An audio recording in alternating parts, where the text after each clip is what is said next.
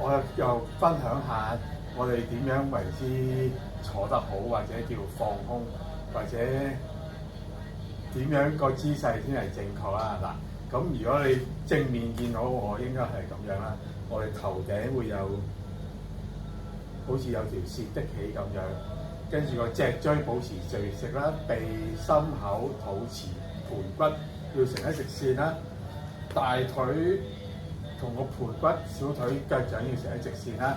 咁如果你喺側面見到我，我就應該係咁嘅樣去喐啦，係啦。咁頭頂都係會好似有條線咁逼住你，咁你就會坐得穩啦。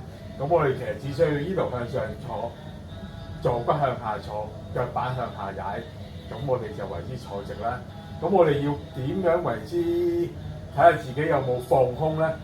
我哋首先個頭會臥高咗啦，趌咗出去啦，咁樣呢啲就會揦實咗個頸，同埋揦實咗個頸啦。咁你就會淨係會用咗呢度嚟呼吸，或者用咗個口呼吸，咁我哋就會唔係放空緊或者放鬆緊啦，係啦。咁我哋個頭應該褪翻後啦。如果我哋要污前，我哋其實應該係用髖關節去喐啦，係啦，就唔好咁樣啦，就會鎖住個橫膈膜，鎖住個盤骨，係啦。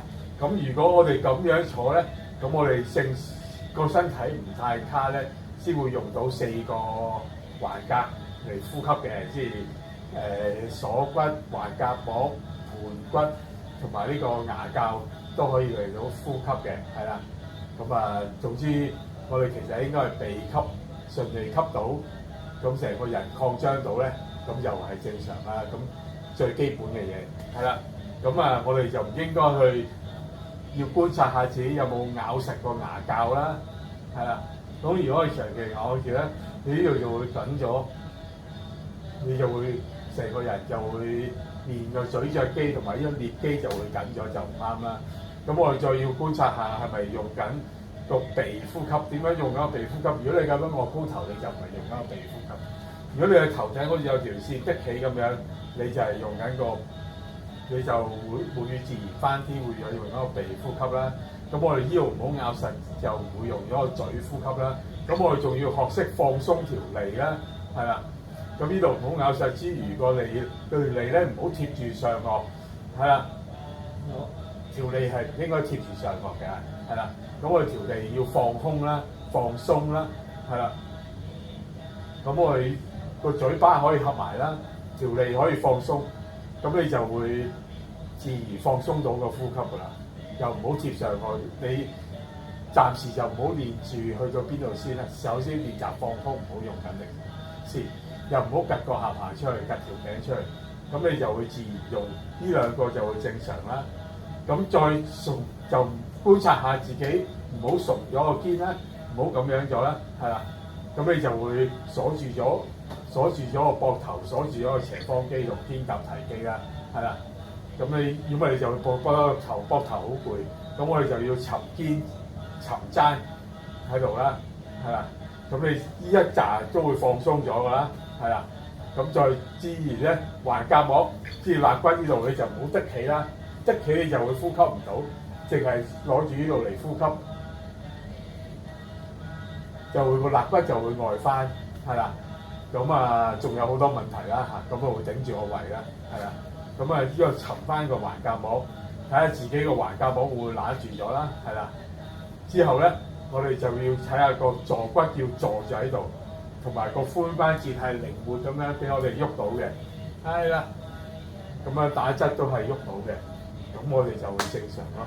咁我哋喺呢個狀態之下，我哋要起身就一嘢踩起，垂直咁踩起，垂直咁坐低，咁就係好正常啦，係啦。咁我哋無時無刻都要觀察下呢幾樣嘢，咁你就會知道我哋有冇揦住。如果唔係，有時有啲人咧就會向內嘅，你就會成個內臟會收縮咗。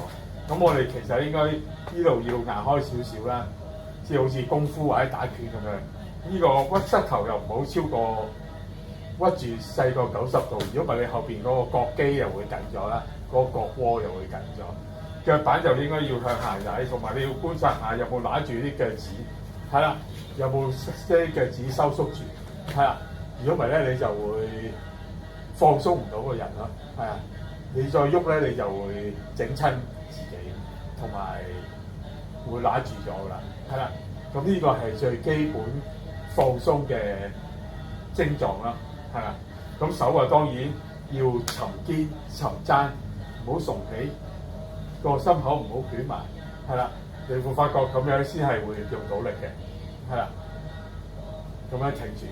係啦，個膊頭鎖骨唔好縮氣，咁你就會正常咁用到力啦。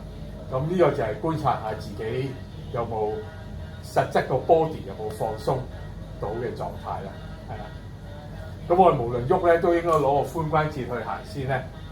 咁個人依然係直嘅，係啦，咁就會好多。